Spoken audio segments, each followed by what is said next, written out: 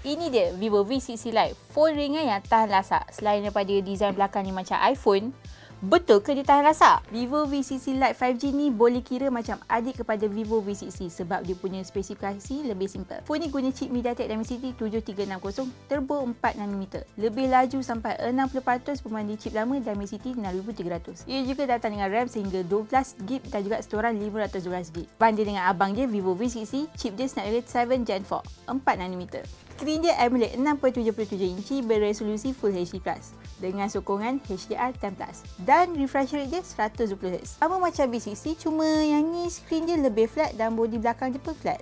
Kecerahan skrin tu pula boleh sampai 3000 nits. Kalau bawah matahari yang terik, masih boleh nampak skrin tu. Ada dua kamera dekat belakang, 50MP untuk kamera utama dan 8MP untuk kamera ultra lebar. Kamera selfie pula 32MP dan boleh record video 4K untuk kamera depan dan belakang. Dan ada aura light untuk tangkap gambar portrait lagi cantik.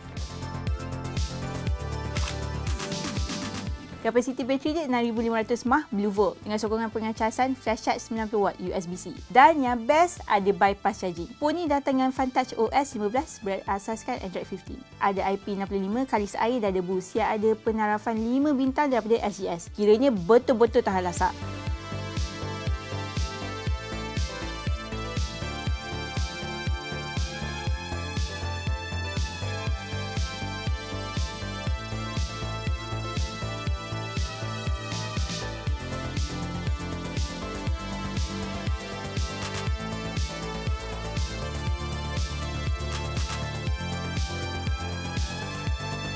Harga dia pula RM1,399 untuk RAM dan storan 8GB dan 256GB. Dan RM1,799 untuk RAM 12GB dan storan 512GB. Apa macam? Menarik tak Vivo V60 Lite ni? Cuba komen kat bawah.